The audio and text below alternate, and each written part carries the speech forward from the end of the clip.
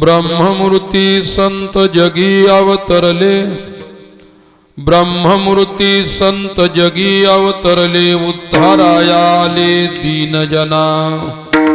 ब्रह्मादिक ज्यांची वंदिती पायवनी, ब्रह्मादिक ज्यांची वंदिती पायवनी, नाम घेता वदनी दोष जाती।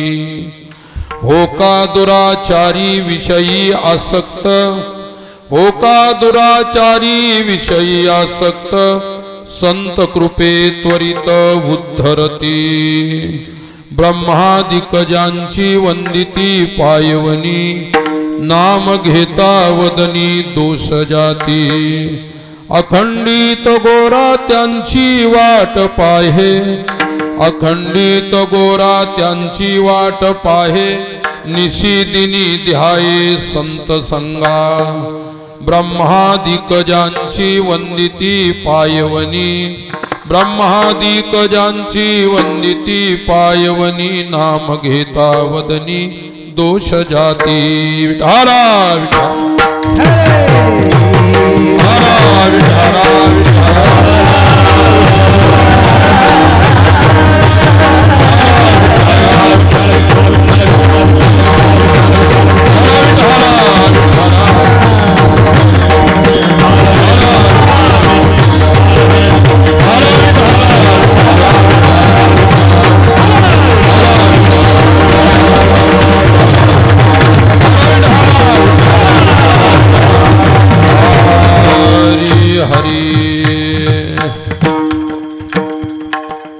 करारविंदेन पदारविंदं मुखारविंदे विनिवेशयन्तं, वटस्य पत्रस्य पुटे शयानं बालं मुकुन्दं मनसा स्मरामि।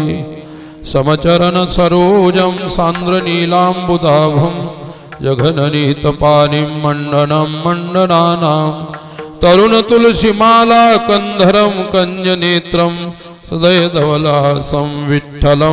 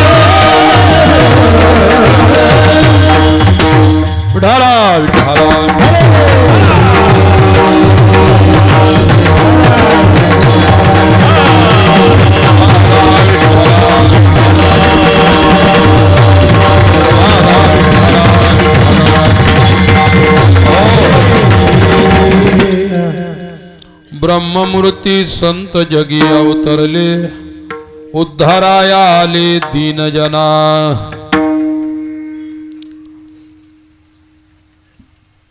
कैवल्य तेजोनिधी संत सम्राट संत ज्ञानेश्वर महाराज यांच्या समाधी सोहळ्याच्या निमित्ताने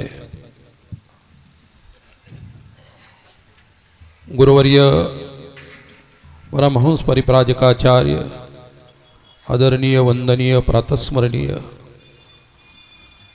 श्री श्री 1008 दिव्यानंद पुरीजी महाराज यांच्या कृपाशीर्वादाने, त्याचप्रमाणे अनंत विभूषित श्री 1008 वेदांताचार्य महामंडलेश्वर स्वामी मनीषानंद पुरीजी महाराज यांच्या पावन सानिध्यात हा सालाबादाप्रमाणे साजरा होणारा उत्सव यावर्षीही साजरा होत आहे। प्रस्तुत उत्सवामध्ये माऊलीच्या सेवेसाठी निवडलेला अभंग संत श्रेष्ठ तत्वनिष्ठ साधू थोर महात्मा गोरोबा काका कुंभार यांचा आहे, ज्यांनी आपल्या रोमारोमामध्ये विठ्ठल पाहिला आणि ज्यांच्या आयुष्याला तत्वचिंतन साधल्या गेलं।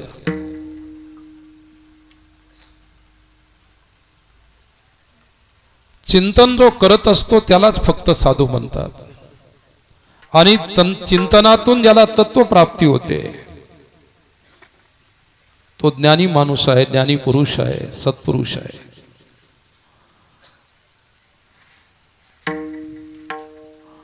गोरोबा काकांचं जीवन एका झोपडीतलं जीवन आहे, ग्रहस्थाश्रम आहे, परंतु त्यांचा ग्रहस्थाश्रम मोठमोठ्या साधू संन्यासाला सुद्धा लाजविणार आहे। त्यांच्या आश्रमाच्या पाठीमागे फक्त ग्रस्त शब्द लागलेला आहे।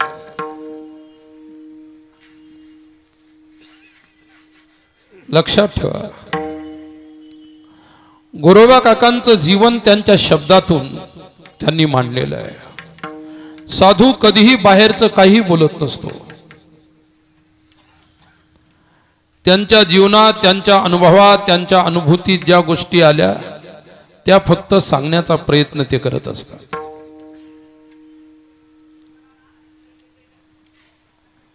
थोरांची ही परंपरा आहे, महापुरुषांची महात्म्यांची ही परंपरा आहे। तुमच्या आमच्या सारख्या लोकांना परंपरेचं पालन होत नाही, त्यांनी परंपरा चालवलेली आहे।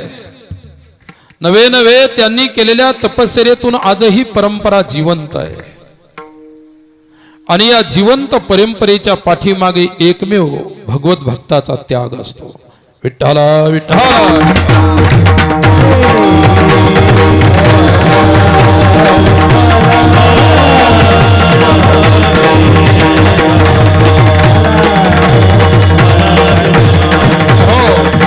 आणि त्यागाला कारण एकच आहे, त्यांच्या जीवनातली साधना, त्यांच्या जीवनातलं भजन आहे।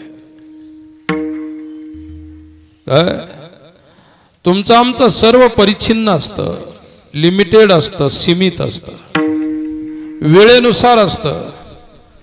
साधूंनी आपल्या जीवनामध्ये साधनेच्या प्रती वेळ वेगळा ठेवलेला आहे। समग्र जीवनच त्यांनी साधनामय बनवलेलं आहे आणि म्हणून अशा लोकांनाच पुढे जाऊन सिद्धत्व प्राप्त होत असतं आणि म्हणून गोरोबा काकांची वाणी सिद्ध वाणी आहे। विठ्ठला विठ्ठला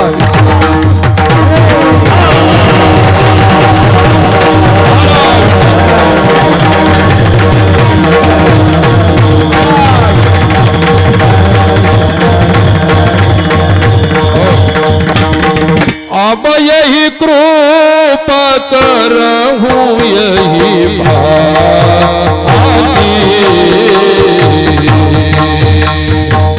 सब तज भजन करहूँ दिन राती।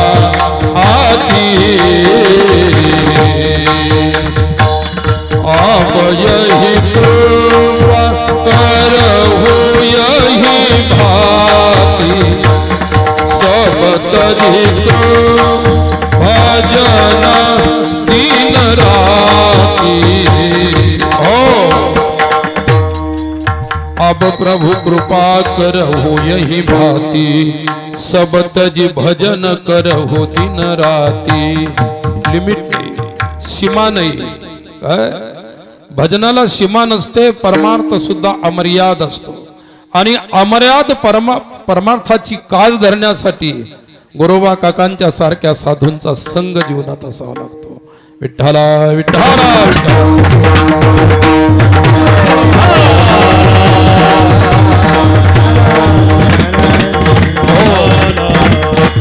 कदापि सर्वव्यापी ज्यांच्या हृदयाला संसार स्पर्शच करू शकला नाही ते जीवन साधूच आहे. तिथून पुढे साधू जीवनाला प्रारंभ होत असतो आणि त्याच्यासाठी भरगच्च साधना करावी लागत असते. काय स्वतःचं मूल पायाखाली तुडवल्यानंतर चिखलात त्यांना भान नाही की खाली काय आहे. त्यांची सदैव दृष्टी ऊर्ध्वदृष्टी आहे. अधोदृष्टी ही पतनाची दृष्टी असते आणि सत्पुरुषांची भगवत दृष्टी आहे, अधोदृष्टी आहे. विठ्ठला विठ्ठला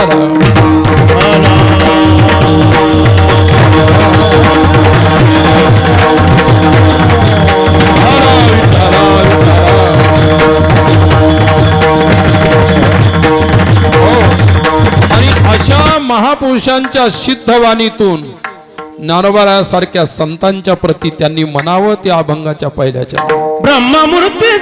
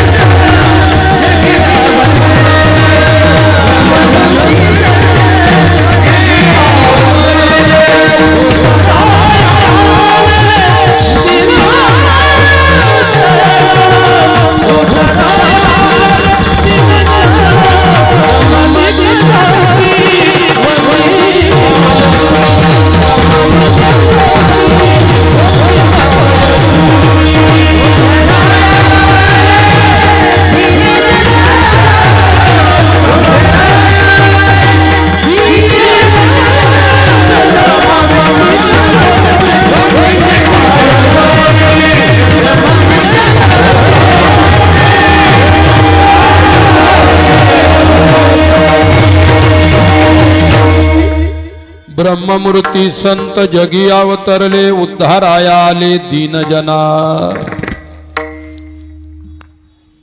संत गोरोबा काका म्हणतात ब्रह्ममूर्ती संत. गोरोबा काकांचं जीवन महात्मा कबीरांच्या सारखं होतं. काकांचं जीवन असं होतं, मी अगोदर सांगितलं ते तत्वनिष्ठ संत होते. त्यांनी तत्वाला जपलं, सिद्धांताला जपलं. साधू सदैव सिद्धांतवादी राहिलेला आहे आणि सिद्धांताशी त्याचं सर्वस्व जोडलेलं असतं. साकाराच्या प्रती त्यांची तेवढी भक्ती नाही राहिली, पण ते निराकारामध्ये डुबून गेलेले होते. कारण त्यांच्या वाणीतूनच ध्वनित होतं. त्यांची वाणी सांगते की त्यांचं जीवन काय असेल. विठ्ठला विठ्ठला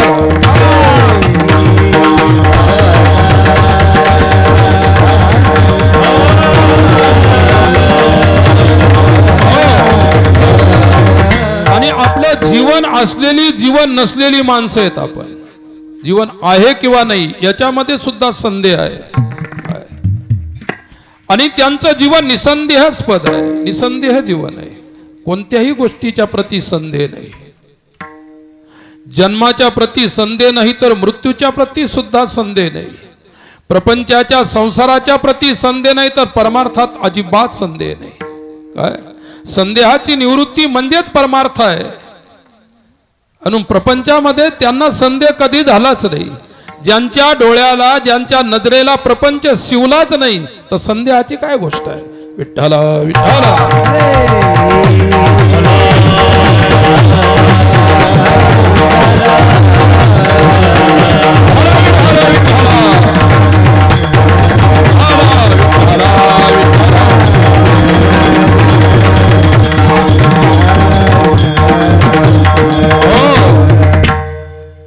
तुकोबारायांनी म्हटलं एका ठिकाणी प्रत्यक्ष परब्रह्म मूर्ती ज्ञानेश्वर करीतसे आधार संगतीचा. प्रत्यक्ष परब्रह्म मूर्ती ज्ञानेश्वर. तुकोबाराय म्हणतात ज्ञानेश्वर माऊली प्रत्यक्ष परब्रह्म मूर्ती आहे आणि काका म्हणतात ब्रह्ममूर्ती आहे. दोन्ही शब्दांचा अर्थ एकच आहे, परब्रह्म म्हणा ब्रह्म म्हणा एकच अर्थ आहे. विठ्ठला विठ्ठला.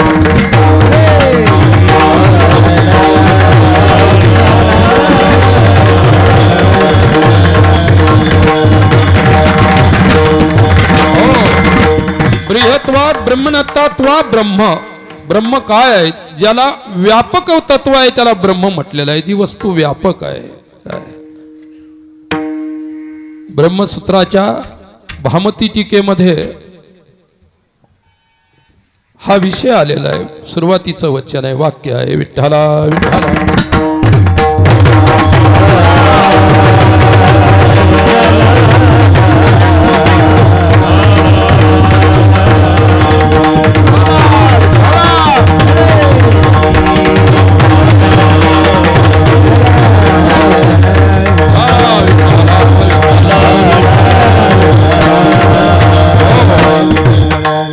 बृहत आहे, जे मोठं आहे, ज्याच्यापेक्षा काही मोठं नाही, जे व्यापक आहे ते परब्रह्म आहे. याचा अर्थ आहे की माऊलीच्या प्रती गोरोबा काकांनी म्हणावं ते परब्रह्म ब्रह्ममूर्ती आहेत. तुकोबारायाने म्हणावं की ते परब्रह्म मूर्ती आहेत. सर्व खेळ नजरेचा असतो सज्जनांनो. परमार्थ काही वेगळी गोष्ट नाही. नजरेतलं परिवर्तन हाच परमार्थ आहे. तुम्ही रात्रंदिवस भजन केलं, नजरेत परिवर्तन नाही झालं, तुम्ही साधू होऊ शकत नाही. नजरेत परिवर्तन झालं पाहिजे. नजरेचं परिवर्तन केवळ नेत्रेंद्रियात होत नाही. काय नजरेचा जो कॉन्टॅक्ट आहे, नजरेचा जो कन्सल्ट आहे, नजरेचा जो टच आहे तो हृदयातून असतो. प्रत्येक इंद्रियाला हृदयातूनच सर्व असतं. काय प्रत्येक इंद्रियाची वृत्ती हृदयातून विकसित होते आणि ती विकसित झालेली अंतकरणाची वृत्ती विषयापर्यंत जाते आणि विषयाकार होते आणि नंतर त्या विषयाच्या प्रती आसक्ती होते. काय विषय कळाल्यानंतर निरासक्ती होते, नाही कळाले तर आसक्ती होते. विठ्ठला विठ्ठला.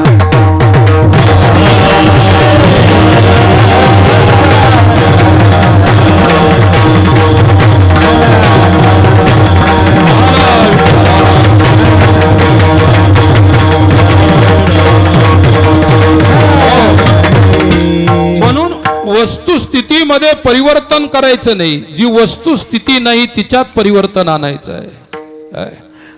संसार वस्तुस्थिती नाही म्हणून तिच्यात परिवर्तन आहे आणि परमात्मा वस्तुस्थिती आहे, वास्तविकता आहे. काय आणि त्या वास्तविकतेमध्ये परिवर्तन होत नाही कधीच. तो सूर्य रोज उगवतो, तशाच प्रकारचा उगवतो, तसाच फिरतो, मावळतो. तो चंद्र तसाच उगवतो, रात्रभर फिरतो, शेवटी मावळतो. वस्तुस्थिती आहे. तुमचा आमचा मात्र वेगळा विषय आहे. आपण वस्तुस्थितीपर्यंत पोहोचलेलो नाहीत आणि पोहोचण्यासाठी ईश्वराने तुम्हाला हे जीवन दिलेलं आहे. विठ्ठला विठ्ठला.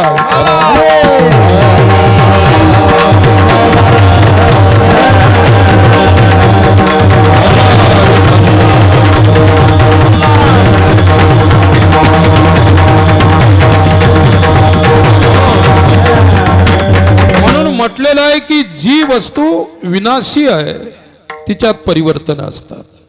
देह विनाशी आहे, देहात परिवर्तन आहेत. काय बालपणापासून तर वृद्धापकाळापर्यंत शरीर बदलत जात. शरीर बदलते, मन बदलते, बुद्धी बदलते. बुद्धीनुसार जे विचार असतील त्या विचारातही बदल होतो. आणि केवळ बदल होणे म्हणजे परिवर्तन नाही, लक्षात ठेवा. केवळ बदल होणे हा परिवर्तन नाही, परिवर्तन व्हायला पाहिजे. आणि शब्द नेहमी माणसाच्या जीवनाला परिवर्तन घडवत असतात. तुम्ही आम्ही आजपर्यंत इतके शब्द ऐकलेले आहेत आणि प्रत्येक शब्द ऐकल्यानंतर तो साठवला जात असतो. तुमच्या कानाच्या द्वारे तो अंतःकरणावर जाऊन आदळतो आणि असे लाखो करोडो शब्द अंतःकरणात जाऊन सामावलेले आहेत, परिस्थितीनुसार प्रगट होत असतात. काय शब्दांचा अभ्यास. विठ्ठला विठ्ठला.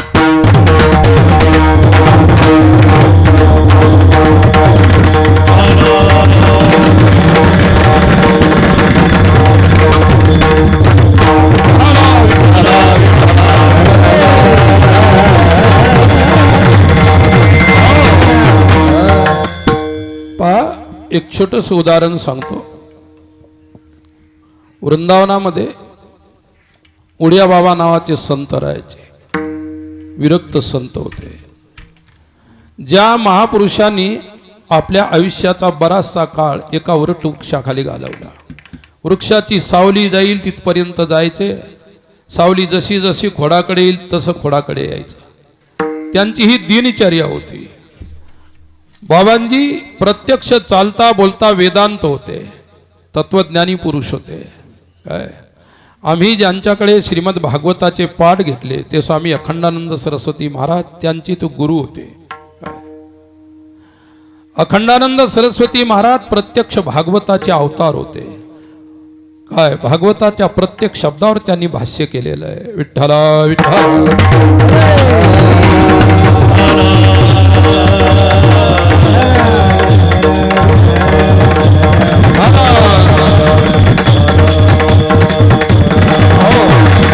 प्रत्येक शब्दावरती भाष्य केलेलं आहे. काय प्रत्येक शब्दाचं भाष्य केलेलं आहे. कथा वेगळी गोष्ट असते, भाष्य वेगळं असते. काय येन प्रकारेण यथा तेन प्रकारेण तथा इति कथा. विठ्ठला विठ्ठला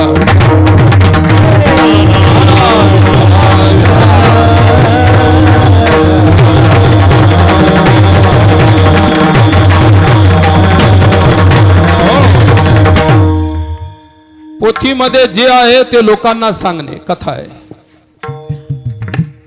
आणि विशेष करून सांगायचं असेल जे पोथीमध्ये नाही त्या पोथीतल्याला पुन्हा त्या ठिकाणी दोन्ही तीन हे मिळून सांगणे म्हणजे कथा आहे. प्राचीन एक परंपरा होती आणि त्या परंपरेचे संत कथा सांगायचे. आज कथा होते की काय होते हे मला नाही सांगता येत किंवा मी त्याच्यावरती काही बोलणार नाही. होते ना काही होते आणि समाजामध्ये काही ना काही व्हायला पाहिजे. कोणत्याही रूपाने समाज परिवर्तन व्हायला पाहिजे हे साधू जीवनाचं ध्येय आहे. समाज परिवर्तन. आज इतके कामं चालू आहेत, इतके धंदे चालू आहेत, कापसाची वेचणी चालू आहे आणि इतकं सर्व काही दिवसभर कबाड कष्ट करून हा समाज या मंडपात येऊन बसलेला आहे. श्रमिक समाज आहे, कष्टाळू समाज आहे.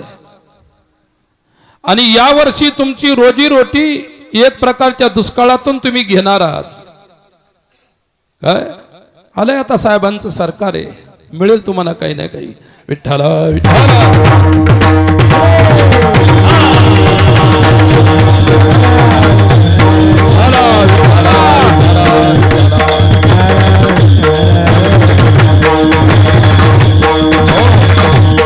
परवा मी एका गावात गेलो. तरुण मुलगा 22-23 वर्षाचा, त्याचं लग्न झालं नाही, घराचा संपूर्ण कारोबार त्याच्या हातामध्ये. घर बांधायला काढलं, कॉलम उभे केले, शेती प्लस फोटोग्राफीचा व्यवसाय, आई वडील भाऊ 5-10 माणसाचं कुटुंब. सकाळी मित्रांच्या सोबत फिरायला गेला, कोणाला काहीच माहित नाही आणि रस्त्यामध्येच असणाऱ्या निंबाच्या झाडाला फाशी घेतली. आता 10 दिवसाच्या पूर्वीची गोष्ट आहे. माझ्या परिचित होता, त्याचे वडील माझ्या परिचित होते. मी कार्यक्रम सोडून त्या परिवाराला भेटायला गेलो. काय दुःखाचा प्रसंग आहे. वडिलांना विचारलं काही झगडा तंटा काही तुम्ही त्याला बोलले तर नाही, एवढा त्याने मोठा आत्महत्येसारखा निर्णय का घेतला. काय त्यांनी म्हटलं बाबाजी घर बांधायला काढलं आणि शेतातलं सोयाबीन सडून गेलं, पता नाही त्याच्या मनावर काय परिणाम झाला, त्यांनी हा निर्णय घेतला. अशा प्रकारचे निर्णय जरूर घेऊ नका. सर्व तरुणांना, सर्व शेतकऱ्यांना, सर्व श्रमिकांना सांगतो, अशा प्रकारचे निर्णय घेणं. विठ्ठला विठ्ठला विठ्ठला.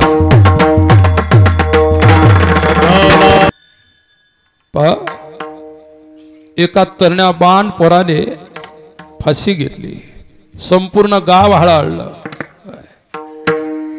माणूस गेला. दुःख आहे. मला एवढं सांगायचं, मी तुम्हाला उदाहरण सांगत होतो. उडिया बाबाजी महाराज वृंदावनाचे संत बाबाजी वटवृक्षाखाली राहायचे आणि दररोज संध्याकाळी 4 ते 5 वेदांतावर प्रवचन करायचे। त्या काळामध्ये कीर्तनात प्रवचनात अशा प्रकारची गर्दी होत नव्हती काय, कारण जवळजवळ 40 वर्ष पूर्वीचा काळ आहे। देशातली लोकसंख्या सुद्धा फार कमी होती त्यावेळेस। रोज 50-40 लोक ते ऐकायला यायचे, 15-20-25 बाया यायच्या, काही माणसं यायचे। एक दिवस एक नवीन बाई त्यांचं प्रवचन ऐकायला आली। दररोज माणसं ऐकायला यायची, ऐकल्यानंतर ऐकायची, संपल्यानंतर उठून जायची। हा नियमच आहे आपला, ऐकायचं, ऐकल्यानंतर उठून जायचं। सर्व प्रवचन झाल्यानंतर बाबाजी सुद्धा आपल्याजवळ कोणालाही आपल्याजवळ थांबू द्यायची नाही। ती बाई थांबली, बाकी लोक निघून गेले आणि ती बाई बाबाजींना म्हणाली की मला तुमच्याशी थोडंसं बोलायचं आहे। बाबांना वाटलं नवीच बाई आहे, आज माझं प्रवचन ऐकलं, काहीतरी प्रवचनात नसेल कळालं म्हणून विचारत असेल। बाबांची ही भावना होती। ती बाई म्हणाली, बाबाजीनं म्हटलं की प्रवचन झाल्यानंतर महिला पुरुष सर्व निघून जात असतात आपल्या घरी, तू का गेली नाहीस? ती म्हणे मला काही विचारायचं आहे। विचार काय? ती म्हणाली सामान्य गोष्ट नाही, मला जे विचारायचं आहे। ठीक आहे, तुला काय विचारायचं ते विचार। ती बाई म्हणाली, महाराज मला हे सांगा, तुमच्या प्रवचनात हेच चालतं का? त्यांनाही आश्चर्य वाटलं, काय म्हणायचं हिला। बाई थोडीशी खतरनाक होती। तिनं म्हटलं उद्यापासून मी तुमच्या प्रवचनात केव्हाही येणार नाही आणि माझ्या समक्ष कोणी जात असेल त्याला सांगेल की तिथं जायचं नाही म्हणून। प्रवचनात मी तर येणार नाही, पण येणाऱ्यांना सुद्धा येऊ देणार नाही। विठ्ठला विठ्ठला।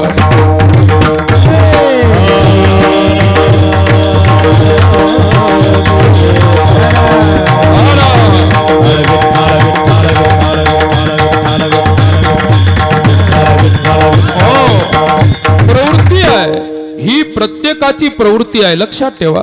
बाईनं म्हटलं, बाबाने विचारलं की काय भानगड आहे, कशामुळे येणार नाहीस, कारण तर सांग। ती बाई डायरेक्ट म्हणाली, काय त्या पारंबीला टेकून बसलेला माणूस प्रवचन होईपर्यंत नुसता माझ्याकडे पाहत होता, अशी माणसं तुमच्या प्रवचनात। तर बाबाजी काय अशा लोकांच्या वरती राखण नव्हते। त्या बाईनं डायरेक्ट असं विचारलं। बाबा म्हणाले, तुला म्हणायचं काय, मला हे सांग। ती म्हणे, मला जे म्हणायचं ते मी एका वाक्यात सांगितलं की तो मनुष्य माझ्याकडे सारखा पाहत होता, अशी माणसं तुमच्या प्रवचनात। काय ते बाबा होते काय? आणि सांगा, बाबा म्हणजे त्या ठिकाणी संपूर्ण जगाचं पाणी पिलेले लोक, सर्व ठिकाणचे अनुभव घेतलेले लोक आहेत। त्यांना असं वेळ समजू नका तुम्ही। बाबा म्हणजे खतरनाक वस्तू असते। विठ्ठला विठ्ठला।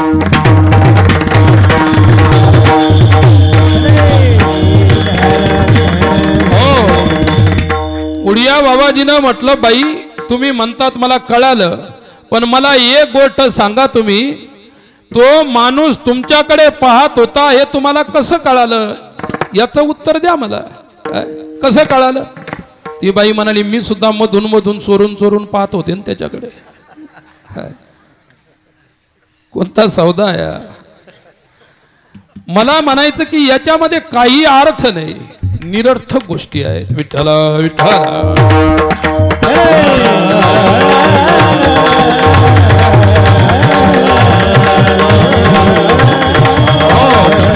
आणि म्हणून सूत्र एवढं सांगतं। सूत्र काय सांगते? नजर बदलो नजारे बदल जाएंगे। नजर बदला, नजरेत परिवर्तन आणा, आणि ज्याची नजर विशुद्ध आहे तो साधू आहे। विठ्ठला विठ्ठला।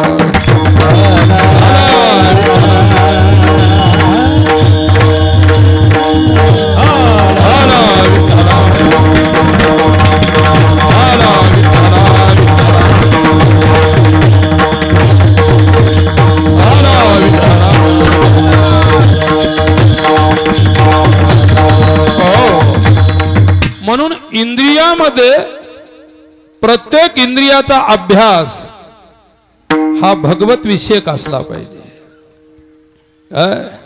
वाणीनं भगवंताचे गुणगान, कानाने भगवंताच्या चरित्राचं, या ग्रंथांचं, या तत्वाचं, वेदांताचं, भक्तीचं श्रवण, प्रत्येक इंद्रिय तिथे समरस झाले पाहिजे. मला एवढं सांगायचं आहे, इंद्रियांना विषय मिळाले तर ते भोगात प्रवृत्त होत असतात आणि इंद्रियामध्ये निर्विषयता ज्यावेळी येते त्यावेळी तेच इंद्रिय त्यागात परिवर्तित होत असतात. विठ्ठला विठ्ठल.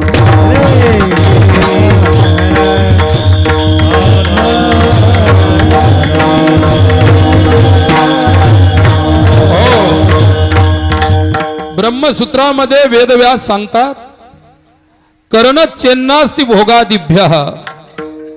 करणश्चेन्नास्ति भोगादिभ्यः. करण म्हणजे इंद्रिय, कर्ण जे असतात इंद्रिय आहेत. इंद्रियामध्ये विषय जर आले, विषयाचं चिंतन जर आलं तर ते भोगाकडे धावत असतात. हा नियम आहे.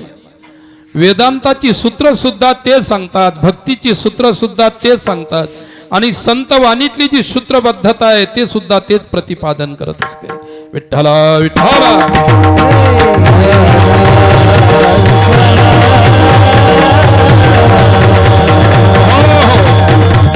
आपला विषय आहे ब्रह्ममूर्ती संत जगी अवतरले, उद्धाराया आले दीनजना. काय ब्रह्ममूर्ती संत. ब्रह्म शब्दाचा अर्थ आहे निराकार, आत्मा परमात्मा, आणि मूर्ती शब्दाचा अर्थ आहे साकार. मूर्तीमध्ये साकारत्व आहे आणि ब्रह्मामध्ये निराकारत्व नसतं. जाती ही व्यापक पदार्थात नसते, परिच्छिन्न पदार्थात जाती असते. विठ्ठला.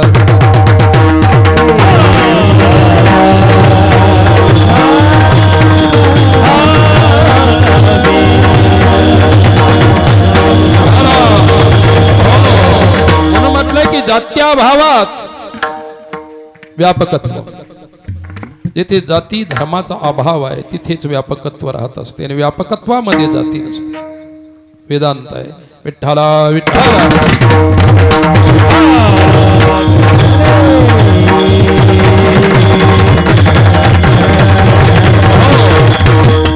विषय ज्ञानोबारायांचा आहे. उत्सव त्यांच्या प्रित्यर्थ चालू आहे.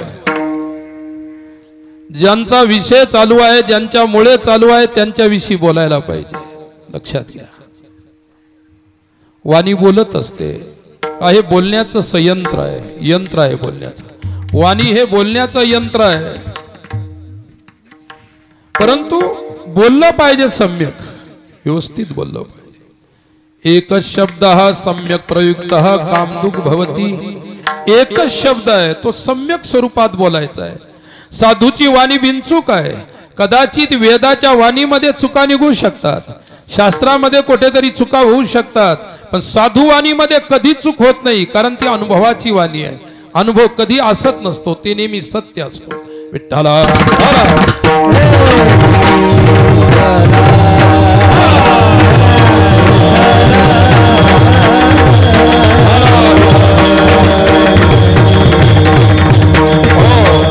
आणि त्यागमय जीवनामध्ये समर्पितपणा असतो.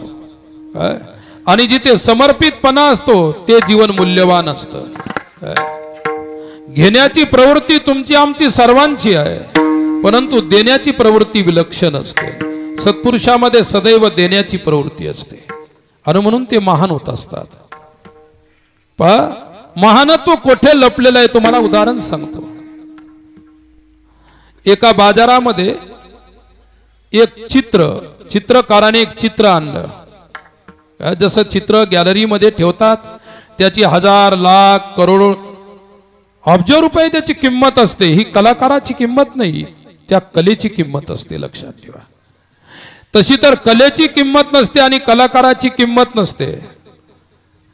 ही वस्तू फार मोठी आहे. चित्रकाराने चित्र बाजारात मांडलेलं आहे. रसिक लोक यायला लागले, चित्रकार यायला लागले, पाहायला लागले, त्याची किंमत ठरवायला लागले. प्रत्येकाने किंमत ठरवली, परंतु चित्रकार चित्र तेवढ्या किमतीत द्यायला तयार नाही. हळूहळू ती वार्ता त्या देशाचा सम्राट होता, राजा होता, त्याच्या कानावर गेली. कोणीतरी सांगितलं, साहब इतना बढ़िया चित्र अपने मार्केट में आया है, लेना चाहते हो तो चलो. स्वयं सम्राट रथामध्ये बसून त्या चित्रकाराच्या जवळ आला, उतरला खाली.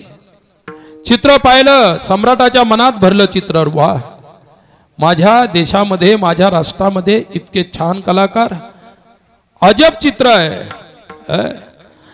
10 वर्षापूर्वी मी एका आमच्या विदर्भाचा एक आमदार होते, त्यांच्या घरी गेलो. त्यांनी म्हटलं की आमच्या घरामध्ये गणपतीची मूर्ती आहे, पाहायची असेल तर पाहून घ्या. मूर्ती अशी काही एकदम अंधारात नव्हती, प्रकाशातच ठेवलेली होती. आणि त्याने स्टार्स बरोबर घेतली, मला बरोबर घेतलं. चला मूर्ती जवळ गेलो, मी मूर्ती पाहू लागलो. दिसू लागली मूर्ती, इतकं बारीक कोरीव काम केलेलं होतं. ते आमदार म्हणाले, महाराज तुम्हाला ही मूर्ती पूर्ण दिसणार नाही, ती पूर्ण कलाकृती जी आहे. मी स्टार्स लावतो, दिवसा स्टार्स लावली आणि नंतर ते पाहू लागलो मी. त्याच्यातली कलाकुसरी इतकी अनुपम होती, अलौकिक होती. मग आम्ही ते पाहिल्यानंतर बसलो, अरे बाप रे म्हटलं, प्रत्यक्ष प्रकाशात तिचे सर्व अवयव दिसत नाही. ते अवयव पाहण्याकरता विशिष्ट प्रकारचा लाईट होता, ती स्टार्स होती. काय ती अरब या कुठून तरी आणलेली स्टार्स होती. ती दाबली, नंतर दाखवलं. मी म्हटलं, साहेब हिची किंमत किती असेल? त्यांनी मला सांगितलं, हिची किंमत बाबाजी सांगू का तुम्हाला? आपल्या महाराष्ट्रात सर्वात श्रीमंत जो आमदार असेल त्याची जेवढी संपत्ती, म्हणजे त्याच्या बंगल्याची जेवढी किंमत असेल तेवढी किंमत या मूर्तीची आहे. म्हटलं, मूर्ती कोणत्या धातूची आहे? ते म्हणे, मलाही कल्पना नाही कशाची आहे, पण किंमत तिची एवढी आहे. किंमत कलेची आहे. काय आणि ती कला कलाकाराने साकार केलेली आहे, म्हणून कलाकाराची सुद्धा किंमत आहे. विठ्ठला विठ्ठला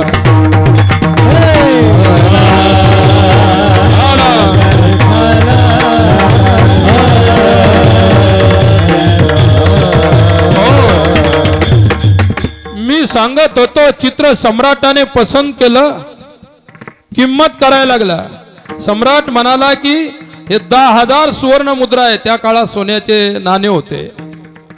हे 10,000ची सोन्याची नाणे आहेत, घेऊन टाक, चित्र देऊन टाक.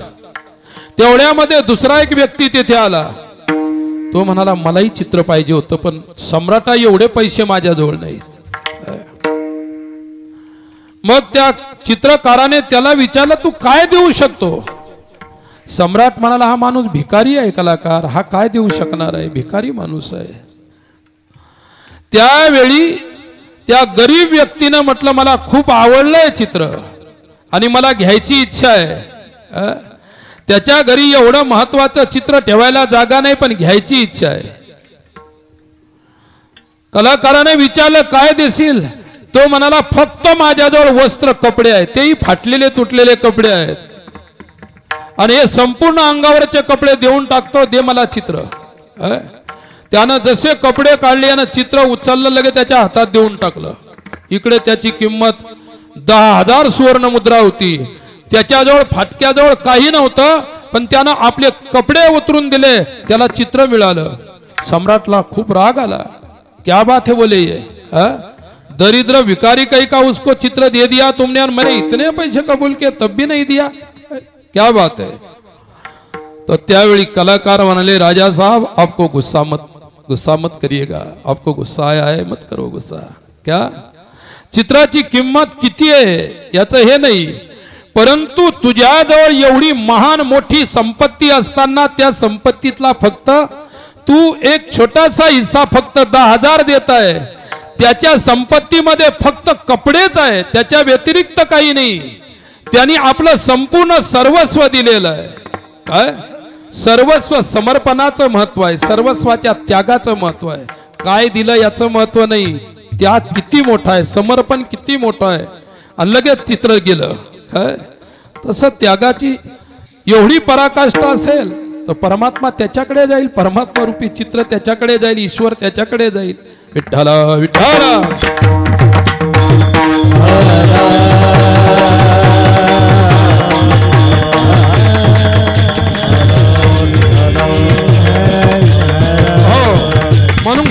भजनाची महिमा कलाकाराला माहीत, आणि साधूची महिमा संताचा महिमा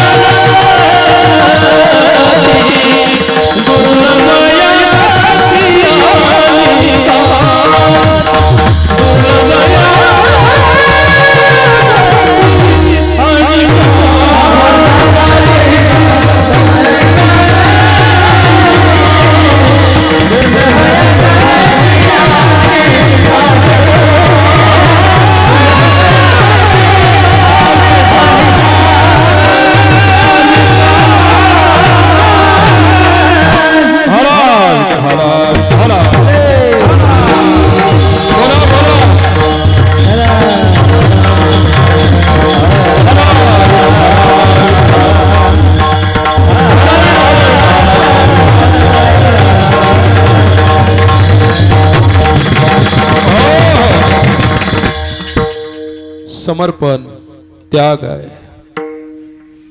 त्यागेन एकेन अमृतत्वमाशु. त्यागच अमृतत्वाच्या प्राप्तीचं साधन आहे. काय ज्ञान प्रत्यक्ष साधन आहे, त्याग परंपरा साधन आहे. त्यागाशिवाय परमार्थ उभा राहू शकत नाही. ज्ञानोबारायांच्या जीवनातला त्याग तुम्ही पाहिला असेल, नसेल पाहिला तर ऐकला असेल. किती मोठा त्याग आहे. आयुष्यभर माऊली घर बांधू शकलेले आहे. आयुष्यभर इकडून तिकडून छोटस घर कोणीतरी बांधून दिलं होतं. सिद्ध बेटामध्ये झोपडी बांधून दिली होती. तिच्या सुद्धा त्यांना त्याच्यात राहू दिलं नाही. आळंदीचा ग्रामप्रधान इसोबा चाटे नावाचा व्यक्ती, माऊली ज्या रस्त्यानं चालायचे त्या रस्त्याला अपवित्र झालं म्हणून त्याच्यावरती पाणी शिंपडायला लावायचे. वास्तविक पवित्र सोवळी तिची एक भूमंडळी, ज्यांचा आवडता देवा खंडित प्रेम भाव. एवढं पावित्र्य त्यांनी आपल्या आयुष्यात जपलं. लक्षात ठेवा. विठ्ठला विठ्ठला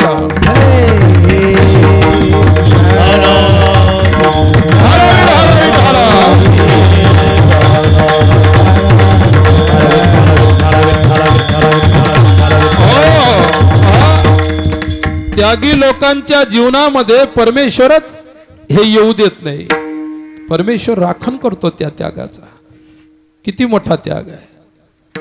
इकडे औरंगाबाद जिल्ह्यामध्ये सरला बेट नावाचं ठिकाण आहे. तिथे गंगागिरी नावाचे महाराज राहायचे. काय दरवर्षी पंढरीची वारी, दरवर्षी पंढरीची वारी. त्यांच्या जिथे राहायचे तिथून तर पंढरपुरापर्यंत. माऊलीच्या मागे ज्यांची पावलं चालतात ती लोक भाग्यशाली आहे. लक्षात ठेवा. ज्या मातीवर पावलं ठेवून माऊली पंढरीला गेले आणि त्याच मातीवरती पावलं ठेवत ठेवत त्यांच्या पावलावर जो पंढरीला जातो तो भाग्यशाली आहे, परम भाग्यशाली आहे. त्यांच्या त्या गोष्टीचे अनुभव सदैव आपल्या जीवनामध्ये येत असतात. लक्षात घ्या. गंगागिरी महाराज पंढरपूरला जायचे त्यावेळी आपली स्वतःची राहायची झोपडीला काडी लावायचे, तिची राख करायचे. आसक्ती रस्त्यानं जाताना व्हायला नको की झोपडीत उंदर घुसले असतील का, माझं पुस्तक फाडलं असेल का. कोणतीच अशा प्रकारची. किती मोठा त्याग आहे. घराला राख, घराची राख करायची, नंतर पंढरीला जायचं, तिथून आले की लोक पुन्हा लाकडं उभे करून झोपडी बांधून द्यायचे. त्यांनी आयुष्यात कधीच काही बांधलं नाही. लोक बांधतात, ठीक आहे, लोक बांधतात ते साधूसाठी बांधत नाही, लोक लोकांसाठीच बांधत असतात. लोकांनी लोकांसाठी बांधलेलं लोकांना कळायला पाहिजे. लक्षात ठेवा. विठ्ठला विठ्ठला.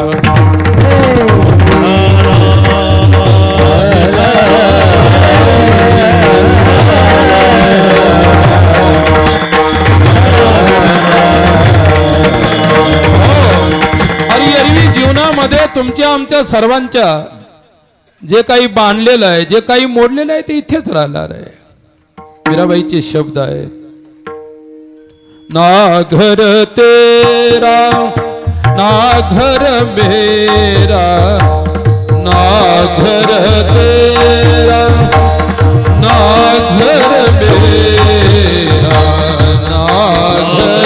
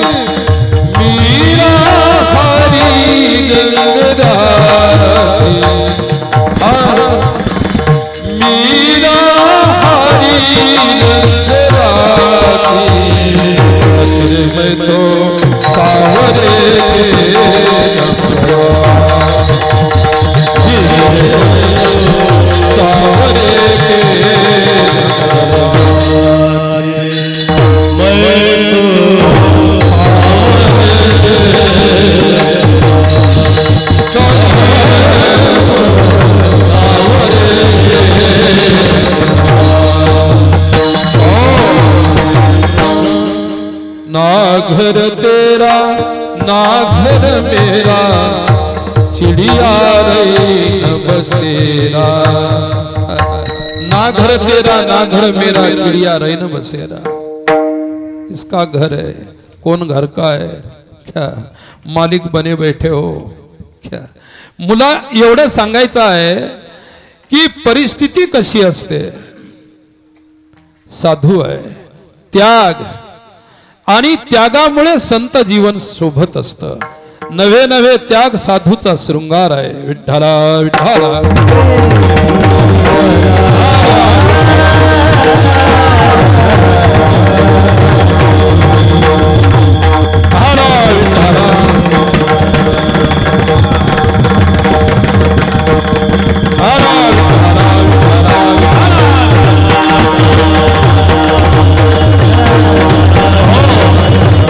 त्याग ह्या सांगायच्या गोष्टी नाहीत, जीवनामध्ये अनुभूत करण्याच्या गोष्टी आहेत. त्याग आहे, तपश्चर्या आहे.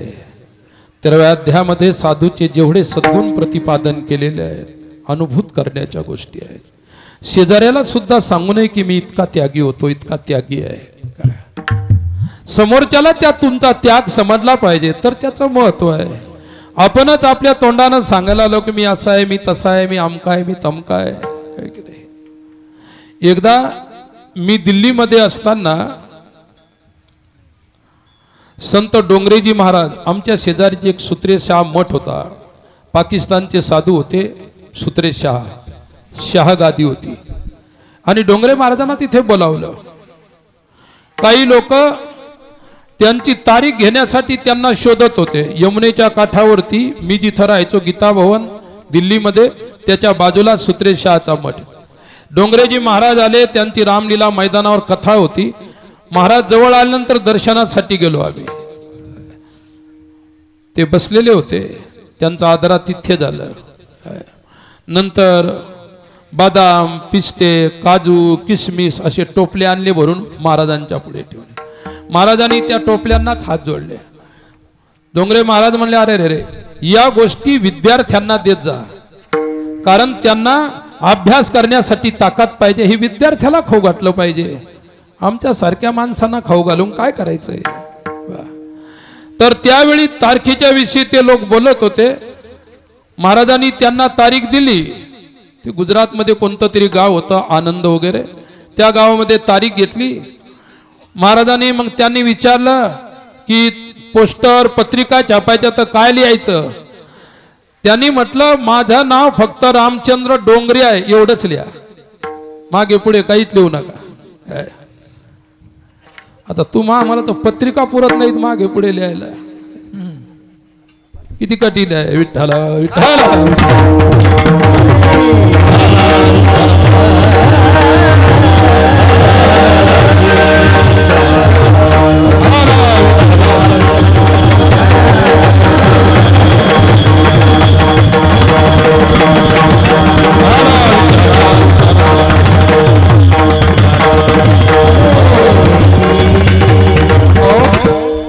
आचार्य जर व्हायचं असेल तर 10 वर्ष ते 12 वर्ष लागतात. ज्यानं विद्यालय युनिव्हर्सिटीचं तोंड नाही पाहिलं ते सुद्धा पाठीमागं आचार्य लिहितात. किती नवल आहे. कोणत्याही गोष्टीमध्ये प्रावीण्य मिळाल्यानंतर तो शास्त्री आहे, त्याच्यामध्ये पूर्ण प्रावीण्य मिळाल्यानंतर तो आचार्य आहे, विशारद आहे, आदी आदी. त्याच्यामध्ये संपूर्णतया प्रावीण्य पाहिजे. कोणतंही शास्त्र असो, कोणती कला असो. विठ्ठला विठ्ठला.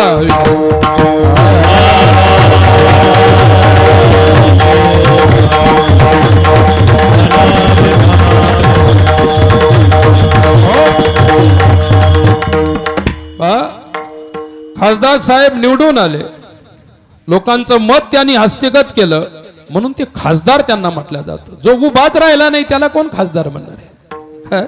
ज्याने पायऱ्यात चढल्या नाही, जो उभाच नाही त्याला कोणी खासदार म्हणू शकते का नाही. जसं ज्या विद्येचं पूर्णतया तोंडच पाहिलं नाही तर त्या विद्येचा आचार्य, त्या विद्येचा शास्त्री कोणी होऊ शकत नाही. काय शास्त्री होण्यासाठी काय काय करावं लागतं महाराजांना विचारा. शास्त्री होण्यासाठी काय काय करावं लागतं, किती कठीण गोष्ट आहे. विठ्ठला विठ्ठला.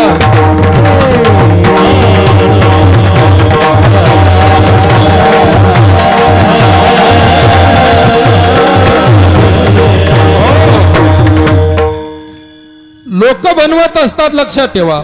जसं तुम्हाला काही बनायचंय, तुमची विद्या तुम्हाला बनवत असते काय बनवायचं ते. आणि शास्त्रानं बनवलेलं, लोकांनी बनवलेलं तेच गोष्ट मान्य असते, त्याच गोष्टीमध्ये मान्यता राहत असते. माझा विषय मी तुम्हाला सांगत होतो, त्या विषयाकडे येऊ. विठ्ठला विठ्ठला.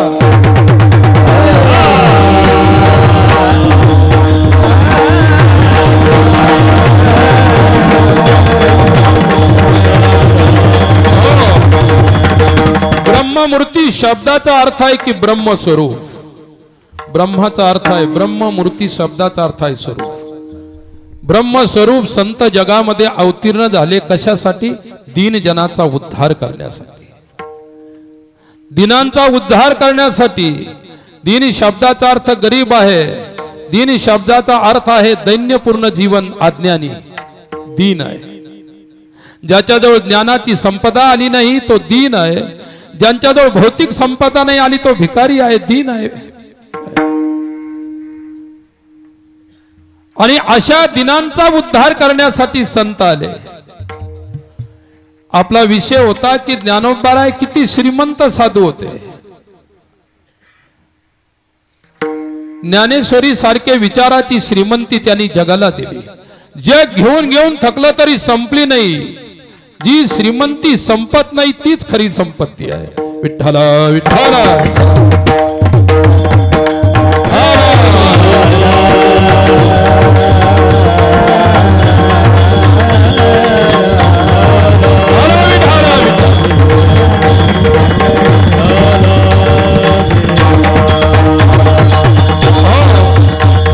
अलंकार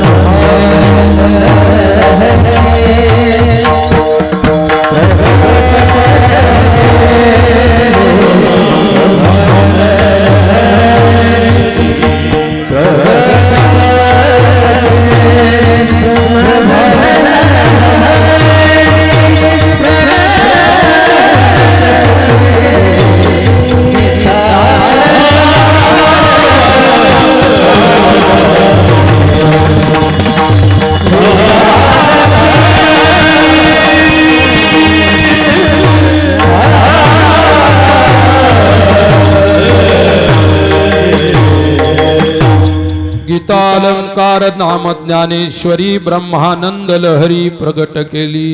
ये मराठीचे नगरी ब्रह्मविद्येचा सुकाळू करी। घेणे देणे होई या जगा।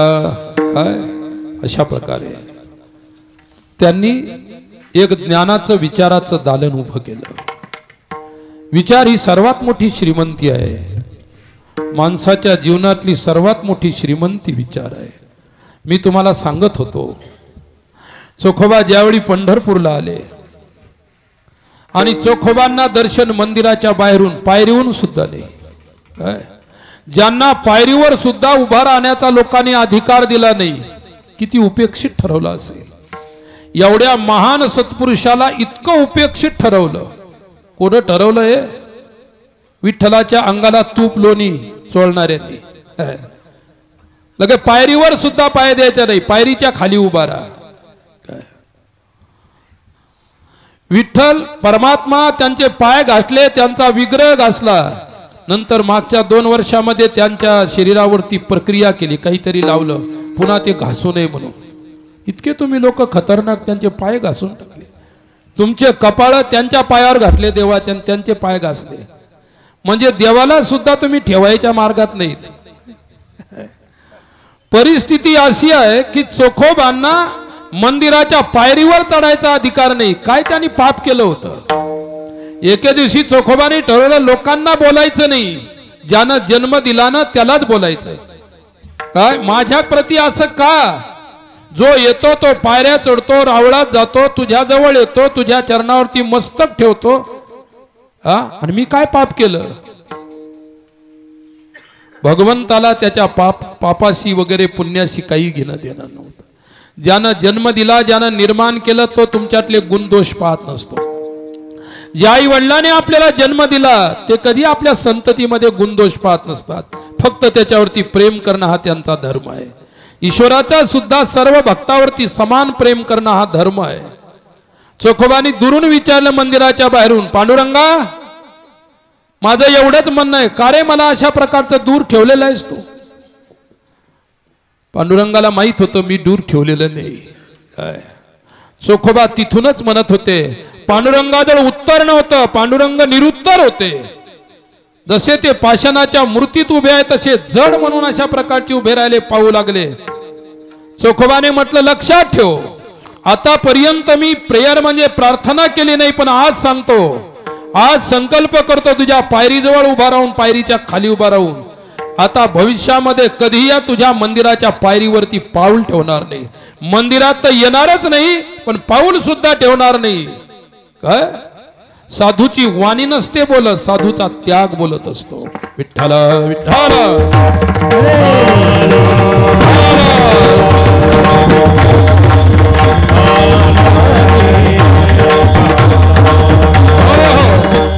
अरे देवा, माझं चुकलं काय? मी एक सामान्य जाती जन्माला आलो म्हणून, आमचा स्पर्श तुला चालत नाही म्हणून? देव म्हणाला, तुला काय सांगू, मी वनवासात असताना निषादाच्या गळ्यात पडलो, शबरीची उष्ट बोरं मी खाल्ली, मला तू चालत नाही, आमका चालतो हा प्रश्न माझ्याजवळ नाही। परमात्मा नैषम्य वैषम्य नैघृण्य दोषाभावात, त्याच्याजवळ कोणाच्या प्रती विषमता नाही, कोणाच्या प्रती घृणा नाही। ज्याच्याजवळ ती विषमता आणि घृणा नाही, अद्वैष्टा सर्व भूतानाम, त्याचीच वाणी आहे। विठ्ठल विठ्ठल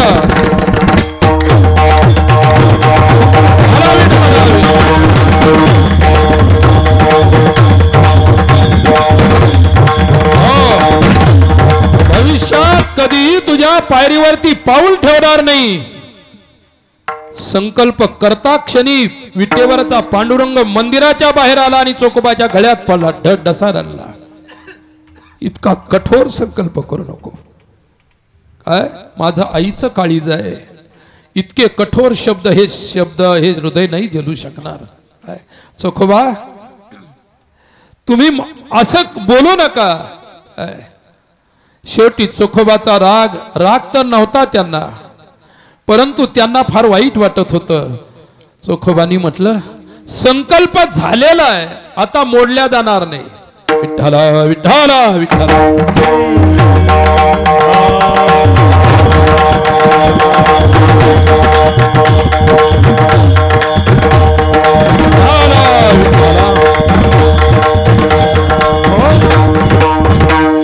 10-12 दिवसापूर्वी एका गावात कीर्तन होतं साहेब. आणि मग मी कीर्तनाला बसलो, माणसंच नव्हते समोर, मोठा कार्यक्रम होता.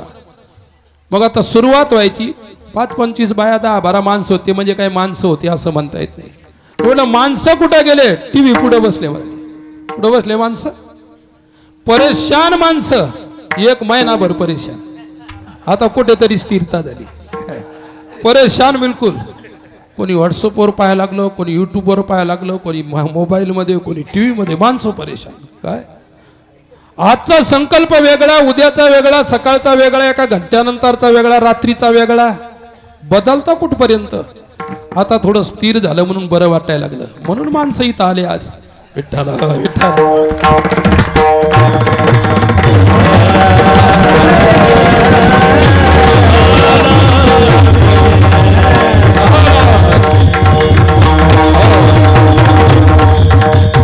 भीष्मांची प्रतिज्ञा दृढ होती, साधूची प्रतिज्ञा सत्य संकल्प असतो. काय काय झालं? चोखोबाने असं म्हटल्यानंतर देव म्हणाला, तुला आता कडेवर घेऊन मंदिरात जातो. संकल्प झाला. आता पुन्हा मंदिराची पायरी कधीही चढणार नाही. तुला वाईटच वाटू नये म्हणून देवा चोख्याची समाधी पायरीत नाही, पायरीच्या खाली व्हावी. काय पायरीची जागा नामदेवरायाने घेतलेली आहे. मी त्यांची वरची जागा घेऊ शकत नाही, ते कारण ते माझ्या वरचे संत आहेत. त्यांच्या खालची जागा मला द्या. त्यावेळी पांडुरंगाने म्हटलं, ठीक आहे, तुझी इच्छा पूर्ण होईल. चोखोबाची समाधी कोठे आहे? पायरीच्या खाली. नामदेवरायाची समाधी पायरीवर. आणि अपेक्षा केली, तळे रुळील पायरी, संत पाय देची वरी. तळाची पायरी नाही, पायरीच्या खाली ठेवा. आणि मंदिरामध्ये जाणारा प्रत्येक संत वैष्णव आमच्या मस्तकावर पाय ठेवून जाईल आणि त्यांच्या चरणाची धुळी सातत्याने आमच्यावर पडत राहील. समाधीची अपेक्षा कुठे केली? पायरीच्या खाली. एक नाही. आता त्या पायऱ्यावरही मंदिरं बांधले लोकांनी. पाय कुठं द्यायचे? विठ्ठल विठ्ठल विठ्ठल.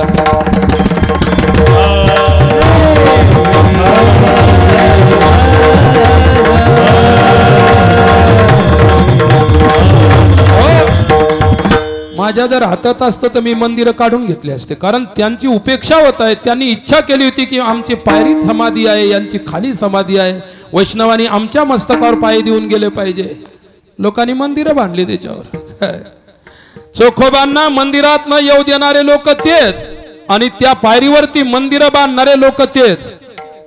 वैष्णवाची चरण धुळी तिकडे जाऊ नये त्यांच्या अंगावर. चोखोबांचं जीवन आहे तसं गोरोबा काकांचं जीवन आहे. काय म्हटलेलं आहे दुसऱ्या कडव्यात? ब्रह्मादिक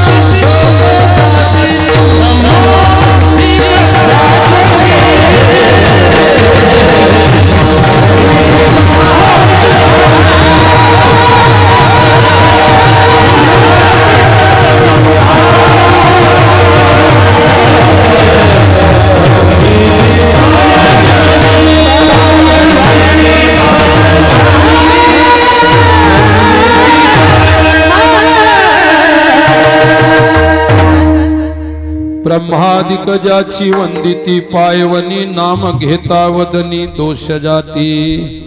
ज्यांच्या चरणाच्या धुळीची अपेक्षा ब्रह्मादिक करतात, ज्यांच्या चरणाची तीर्थाची अपेक्षा ब्रह्मादिक देवता करतात, त्या महात्म्यांचं ना महापुरुषांचं नाम घेता वदनी दोष जाती। काय ज्ञानदेव ज्ञानदेव म्हणता ज्ञानदेव देतो, वासुदेवची होतो अखंड वदनी वदेतो।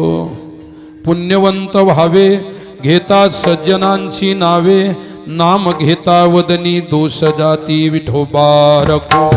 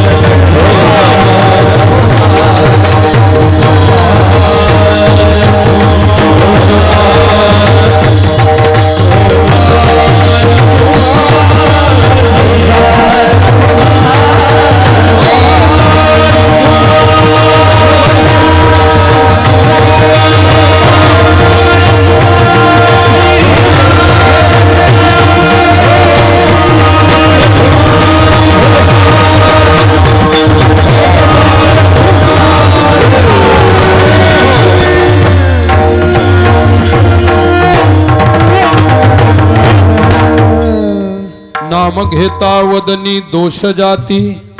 होका दुराचारी विषयी विरक्त, विषयी आसक्त संत कृपे त्वरित उद्धरती। कोणी किती मलिन असेल, विषयामध्ये आसक्त असेल, त्यांच्या कृपेनं म्हणजे साधू संतांच्या कृपेनं त्याचा उद्धार होत असतो। संत हा उद्धारक आहे काय, आणि अशा प्रकारचे उद्धारक संत ज्ञानेश्वर महाराज।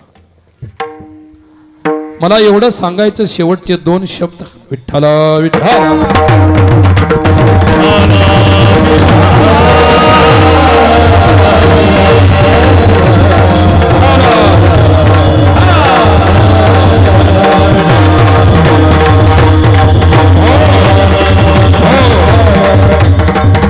अखंडित गोरा त्यांची वाट पाहे, निशी दिन ध्याये संत संगा।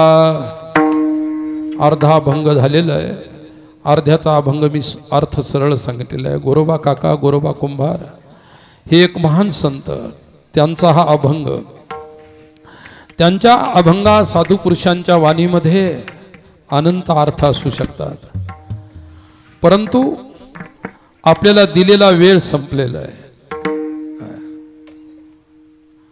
एका वर्षी तर मी इतका विसरूनच गेलो होतो, 1 घंटा जास्त होऊन गेला आहे, कारण घड्याळीकडे पाण्यात चूक झाली होती। तसा मी वेळेचा उपासक आहे, वेळेवरती येतो, वेळेवरती सोडतो, वेळेवरती जात असतो, परंतु या ठिकाणाची काय जादू आहे महाराजांची पता नाही। 1 घंटा जास्त होऊन गेला होता, लोक नुसते तोंडाकडे पाहत होते पण ऐकत होते। असह्य कोणालाही झालं नव्हतं, पण वेळ मात्र होऊन गेला होता। आज सुद्धा या पवित्र ठिकाणी अनंत विभूषी श्री वेदांताचार्य महामंडलेश्वर स्वामी मनीषानंदपुरीजी महाराज, बाल परिवारजिका आमच्या आदरणीय भारतीताई महाराज, या संतांच्या वास्तव्याने हरिनामाच्या गजरात आजचा 7वा दिवस आहे। आमच्या आदरणीय महाराजांनी मला आल्यानंतर सांगितलं, बाबाजी यावेळी माणसांची गर्दी नव्हती, खरोखर आहे, तुमचा परिसर असेल आमचा परिसर असेल, हे कामाची दिवस आहे। मी परवा दिवशी दैठण्याला आलो होतो, दिवसा आलो होतो, पाहिलं कापूस गळून जात आहे, मजदूर मिळत नाही। आमच्याकडे सोयाबीन असतं, आम्ही तिकडच्या लोकांनी एमपीतून मध्य प्रदेशातून सातपुड्यातून आदिवासी आदी लोक आणून कसं तरी सोयाबीन काढलं, काय 60% सोयाबीन सडलं आणि 30 ते 35% हाती लागलं। काही तर बिलकुल फू झाला, काहीच नाही. तुमच्या इकडे सुद्धा नुकसान झालं भरपूर कापसाचं पिकांचं. याला कारण यावर्षी पडलेला पाऊस. काय पावसाने मनसोक्त आपल्याला पाणी दिलं. आमच्या विदर्भामध्ये एकही धरण असं नाही की जे ओव्हरफ्लो झालं नाही. आता तुम्हाला भाग्यवान म्हणावं का भाग्यहीन म्हणावं हेच कळ. तुमचं धरण मी परवा दिवशीच पाहिलं, अजून अर्ध आलं नाही. इथलं वरचं धरण आहे की नाही पता नाही. त्या धरणाच्या वरी पाणी कमी पडला, पण तुमच्याकडे पाऊस भरपूर आहे. मला एकच सांगायचं की परभणी जिल्हा भाग्यशाली जिल्हा आहे. ज्या जिल्ह्याचा आवडता लाडका खासदार पंढरपूरच्या वारीला जातात, विशेषतः आहे. आणि असे क्वचितच कश्चित येत ते सिद्ध आहे. गीतेत सुद्धा सांगितलं, इतका लंबा पिरियड बसून क्वचित पुढारी कीर्तन ऐकत असतील. साहेबांचा संस्कार आहे. काय परमार्थाच्या साधू संत महापुरुषांच्या विधी त्यांच्या मनामध्ये आदर आहे, आवड आहे. नित्य समाजामध्ये राहणारा माणूस कधी समाजाला विसरत नसतो, लक्षात घ्या. काय नाहीतर मग आले तसं नाही. मी अनेक वेळा पाहिलं. फार वर्षापूर्वी साहेबांची पहिली स्टेप होती खासदार व्हायची. आणि आमचं त्या तिकडे इंद्रायणी नदी आहे रुमण्या जवळ्याला, तिथं साहेब आले होते. नदीमध्येच यात्रा भरली होती. भयंकर मोठा कार्यक्रम. रोज 25, 30, 40, 50 पोते म्हणजे गव्हाच्या भाकरी ह्याला पोळ्या लागायच्या. इतका मोठा कार्यक्रम होता. हे आमचे माऊली बसलेले साक्षी आहे त्या कार्यक्रमाचे. साहेबांनी तिथं शेवटच्या दिवशी आरती घेतली होती. काय दोघं उभे राहिले होते. एकाची आरती विजली, यांनी त्यांची आरती लावून दिली होती. तुमच्या लक्षात नसेल पण माझ्या लक्षात आहे. जे दुसऱ्याचे दिवे लावत असतात त्यांचा दिवा कायमचा लागत असतो. काय शत्रुमित्र भाव नाही कोणी असो, विजलेला दिवा लावणं हे माणसाचं कर्तव्य आहे. विजलेले विचार पुन्हा जागे करणं. आज समाजाला साधू संतांचे विचार जरूर अनेक लोकांमध्ये विधत चाललेले आहे. ही माती पुण्यशाली आहे. इथला परमार्थ अजूनही फुललेला आहे, फळलेला आहे. इथली परमार्थाची बाग सदैव अशा प्रकारची तेजस्वी असते. नाहीतर आम्ही ज्या ज्या क्षेत्रामध्ये जातो कठीण परिस्थिती आहे. तिकडं त्या पुणे जिल्ह्यामध्ये शिवनेरीच्या पायथ्याशी दरवर्षी मी जात असतो. आणि तिथं 40 वर्षापासून सप्ताह होतो. मी 20 वर्षापासून जातो. मग त्या लोकांनी काय करायचं, असे बाहेरचे लोक भजनी मंडळ आमच्या सारखे कीर्तनकार बोलवायचे. अगोदर पंगत आणि नंतर कीर्तन. त्यावेळी मी कीर्तनाला उभं राहिलो. जेवायला इतकी गर्दी होती. ते शाळेचं ग्राउंड होतं ते फुल भरलेलं होतं. आणि ज्यावेळी कीर्तन सुरू झालं 100 बाय 100चा असाच हॉल बांधलेला होता टीन पत्र्याचा. काय त्याच्यामध्ये अर्धी माणसं नाही. म्हटलं इतके जेवणारे माणसं कुठे गेली. काय ते म्हणे बाबा रोजच आहे, खातात आणि पळून जातात, खातात आणि पळून जातात. म्हटलं तुमचं 20 वर्षात डोकं चाललं नाही काय. अरे खायच्या अगोदर आपलं कीर्तन आटपून घेतात, नंतर पा कोणी जातं का. मग आम्ही काय केलं ते बदलून केलं. जेवायचं कीर्तनाच्या नंतर ठेवलं. 6 ते 8 कीर्तन आणि 8 ते 9 जेवण नंतर. मग इतकी गर्दी व्हायला लागली कीर्तनात, कोणाच्याही कीर्तनात, माझ्याच नाही. ते म्हणले आत्ताशी बरं वाट. म्हटलं 20 वर्ष झाले तुमच्या डोक्यात प्रकाश नाही पडला.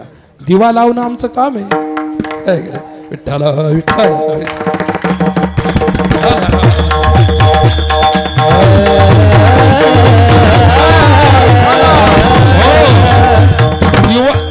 दिवा लावणं आमचं काम आहे, पण चेतून देणं आमचं काम नाही. काय दिवा लावायचं दिव्यान चेतून द्यायचं हे आमचं काम नाही.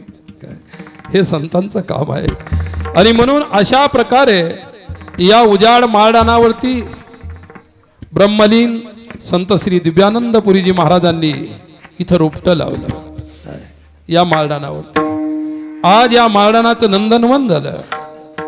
रुढी पाटीचा आश्रम, ज्ञानेश्वर महाराजांचं मंदिर, महाराजांचं सानिध्य या परिसराला. आणि मी सुद्धा कधी कधी विदर्भातून येत असतो तुमच्या भेटीला. ज्यावेळी चान्स लागतो त्यावेळी येत असतो, ज्यावेळी नसेल त्यावेळी मग नाही इलाज असतो. म्हणून मला एवढं सांगायचं, हा ज्ञानाचा दिवा, ज्ञानदीप लावू नाचू कीर्तनाचे. कीर्तनातून, या प्रबोधनातून, या तत्वज्ञानातून, या विचारातून समाजाला जाग करायचं आहे. इथला समाज मी आजपासून नाही, माझ्या वयाच्या तारुण्यापासून पाहतो. हा समाज कधी परमार्थाच्या प्रती थकलेला नाही. तुमचे पूर्वजच इतके भाग्यशाली होते, त्यांनी दिलेला परमार्थ अजूनही विझत नाही काय, तरी सुद्धा केव्हा केव्हा दिवा लावाच लागतो. लाईन जाते की नाही, एखाद्या वेळेस जाते, एखाद्या वेळेस डीम होते. तर डीम झालेली असेल या गेलेली असेल, त्याच्यामध्ये विचाराचा दिवा लावणे, परमार्थाचा दिवा लावणे हे संतांचं कार्य आहे काय. महाराज श्री आम्ही काशीला वगैरे सोबत राहिलेलो आहे. मी 1972 साली उत्तर हिंदुस्थानात गेलो. किती? 1972 साली. तेव्हापासून तिकडे राहिलो, इकडे राहिलो. भारतामध्ये मी 7 वर्ष पायी प्रवास केला. मठ पाहिली, मंदिरं पाहिली, पंथ पाहिली, संप्रदाय पाहिली, साधू पाहिली, अनेक गोष्टी पाहिल्या, अनुभवल्या, समाज पाहिला, समाजाची संस्कृती पाहिली. आणि हे सर्व पाहत असताना जीवनाचा प्रवास इथपर्यंत आला. आणि या प्रवासामध्ये अनेक प्रकारचे लोक, साधू, संत, महात्मे, तुमच्यासारखे लोक भेटतात. परंतु संतांनी तुमचा उद्धार करावा, संतांनी तुमचं कल्याण करावं. या मातीमध्ये परमार्थाचा सुगंध दरवळत आहे. ही मराठवाड्याची माती आहे काय. शंकराचार्यांनी म्हटलं होतं की गोदावरी तीर पवित्र देश आहे. गोदावरी पावन पवित्र देशातून वाहते, तो तुमचा मराठवाडा देश आहे. आमच्याही विदर्भामध्ये संत आहेत, तुमच्या इकडे संत आहेत. परंतु महाराष्ट्राने त्यांना संप्रदाय दिला, पंथ दिला, हे विचार दिले. ते सर्व संत तुमच्या मातीत जन्माला आले. निवृत्ती, ज्ञानदेव, सोपान, मुक्ताई तुमच्या मराठवाड्याच्या गोदा तटावर जन्माला आले. संत एकनाथ महाराज, संत नामदेव महाराज कयाधू नदीच्या तीरावरती, इकडे कोणतं गाव आहे? नरशी हे की नाही. नरशी आता हिंगोली जिल्हा आहे, पहिला परभणी जिल्हा होता हे की नाही. पूर्वीचा परभणी जिल्हा आहे, नंतर हिंगोली जिल्हा झाला. ते संत सुद्धा, जनाबाईचा जन्मस्थान गंगाखेड, जेवढे वारकरी संप्रदायाचे मुकुटमणी संत आहेत ते सर्व या मराठवाड्याच्या मातीत जन्माला आले. म्हणून या मातीतला परमार्थाचा सुगंध कधीही मिटणं शक्य नाही, कधीही मिटणं शक्य नाही. आता इकडे सर्वजण आले, नंतर विखुरले. कोणी समाधी कुठे घेतल्या, कोणी कुठे घेतल्या. त्यांना माहित होतं की इथं समाधी घ्यायचं काय काम नाही. लोकांच्या कामी यावं आपलं शरीर. पण एकच हुकून चुकून एक अवतार मात्र पश्चिम महाराष्ट्रात झाला, तुकोबारायांचा. कुठे? देऊला. पश्चिम महाराष्ट्राला असं वाटायला नको की देवानं आमच्याकडे एकही साधू दिला नाही. मग एक त्यांना दिला. आणि त्यांनी सुद्धा इतकं गाजवलं काय, त्यांनी गाजवलेलाच परमार्थ आज तुम्ही आम्ही गाजवत आहोत. तुमच्या आमच्या जवळचं काही नाही. आणि म्हणून ही स्वामी गुरुवर्य दिव्यानंदपुरीजी महाराजांचं हे सर्व वैभव आहे, त्यांची कृपा आहे, आशीर्वाद आहे. आणि त्या आशीर्वादातून हे चाललेलं आहे. या पावनभूमीचा किती म्हणून मी आदर करावा, किती म्हणून कौतुक करावं हे कमीच आहे. झालेली सेवा तुमच्या सर्वांच्या प्रेमातून, महाराज श्रींच्या प्रेमातून, आमच्या ताईसाहेबांच्या प्रेमातून, उपस्थित साधू संत महात्म्यांच्या प्रेमातून, आमचे सर्व त्या ठिकाणी पाठीमागे 2 घंट्यापासून उभे असणारे हे गुणीजन, ही कलाकार मंडळी, वादक आहेत, गायक आहेत, ह्या सर्वांच्या सहानुभूतीनं हा भव्य दिव्य सोहळा इथे चालत असतो. आणि अशाच प्रकारची सहानुभूती सदैव समाजानं जपली पाहिजे. प्रबोधनकार स्वामी विवेकानंदांनी म्हटलं होतं, sympathy is greater than gold, Indian keep to it. की सहानुभूतीचा हा विषय जो आहे समाजाने जपला पाहिजे. आणि परमार्थाच्या विचाराशिवाय तुमच्या आमच्यामध्ये सहानुभूती, आदर, प्रेम निर्माण होऊ शकत नाही. आणि याच कार्यक्रमाच्या रूपानं हे सर्व पाहायला मिळतं. म्हणून मी या कार्यक्रमाची किती म्हणून प्रशंसा करू, मला खूप आनंद वाटतो. आणि आता तुमची रजा घेऊन आता निघाल्यानंतर मला औरंगाबादला मुक्कामी जायचं आहे. उद्या सकाळी याच गोदा तीरावरती ज्या माऊलीने जन्म घेतला त्या माऊलीचं एक दगडाचं मंदिर तिथल्या महाराजांनी बनवलेलं आहे. उद्या त्या मंदिरावरती सुवर्ण कळस बसणार आहे. आणि त्या कार्यक्रमासाठी मला आमंत्रण आहे, म्हणून मला तुमची आता रजा घेऊन डायरेक्ट औरंगाबाद मुक्काम, तिथून पैठण आणि आपेगावला जायचं आहे. ज्ञानेश्वर माऊली, ज्ञानराज माऊली, ज्ञानेश्वर माऊली, ज्ञानेश्वर माऊली, ज्ञानेश्वर माऊली, ज्ञानेश्वर माऊली, ज्ञानेश्वर माऊली,